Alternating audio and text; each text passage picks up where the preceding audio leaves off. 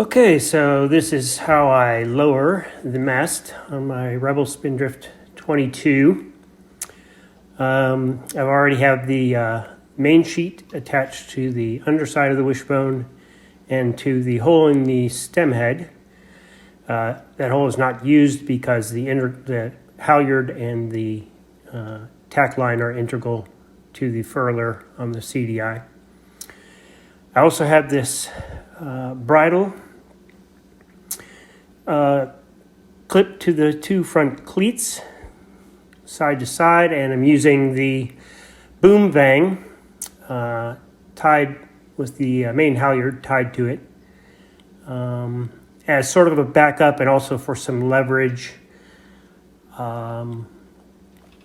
to pull the mast forward. You'll notice that because the shrouds, chain plates are a little bit after the mast base, you have to have a lot of tension on the mast. You can't get the pin off the furler off the stem head without, even with the slack. What I just did there was go back and open the lever on the bottom of the backstay just to give that little bit of extra slack. I'm going to now take up with the boom vang. And again, this is just makes unclipping the furler from the stem head a lot easier, and is also, just to back up until I'm ready to actually lower it. You can see that the forestay has gotten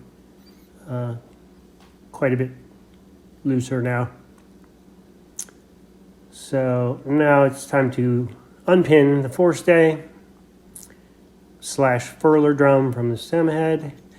And sure enough, I forgot to uncleat the furling line. So pin goes back in. It's always something. I always go around and even stop there for a second and look to make sure it's ready, and sometimes I forget some things. So we'll go back and uncleat the furling line. Now obviously all this is for raising the mast. All this is basically done in reverse. The single rigid baby stay is something I've recently put on. You'll see in a little bit how it needs to be disconnected when the mast is down. So now we're ready to go ahead and unpin the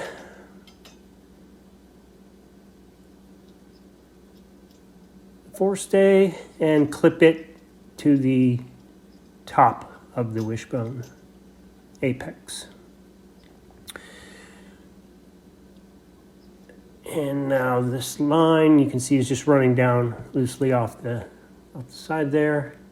And I'm going to go ahead and release the tension on the furler. I also like to you want to make sure the main sheet is cleated here, but you can see I also like to put my heel on the wishbone just to make sure it doesn't get any ideas about starting to go backwards on me until I'm ready for it to. So I'm going to untie this. Untie this halyard from this boom vang. Just set that down. Job is done for now. And I'm just going to slowly let the mast start going down until it gets to where the main sheet is cleated. Double check, make sure it's cleated. Make sure I'm not going to trip on the main sheet while I restow the halyard on the mast.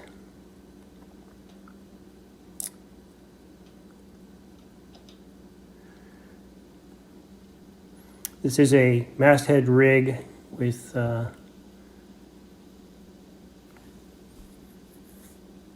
lower, standard upper and lower. The backstay is mainly just to get good tension on the forestay.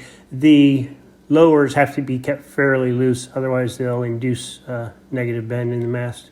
We don't want that, but I do run pretty high tension on the rest of the shrouds. So now we're ready to go ahead and lower. Of course, it's very easy and simple. The lower it is, the further down the mast goes.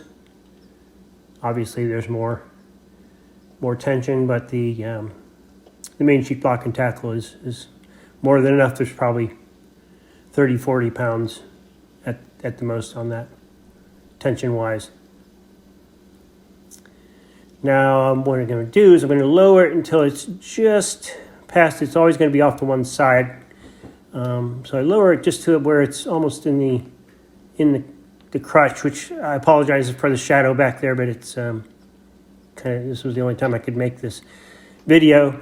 What I have to do now is, because the rigid stay, and you'll see me pointing here, so where the rigid stay connects and where the wishbone connects to the stanchion and the mast base are all not perfectly lined up. So when the mast is up, the rigid stay has to be a certain length. You can see I'm kind of talking to myself as I'm doing this, kind of narrating as I go, but decided to just do it as a voiceover. So I'm going to go ahead and unclip that so I can then move the mast into the crutch. And it's fairly simple and easy to pick up the mast from here and move it over. Only problem is I didn't lower it quite far enough. I always tend to stop short of where I should be lowering it to. So I need to go back up and let it down just a skosh more.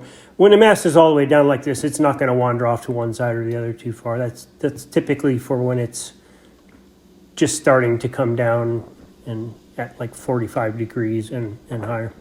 So now I'm just going to drop that in the crutch.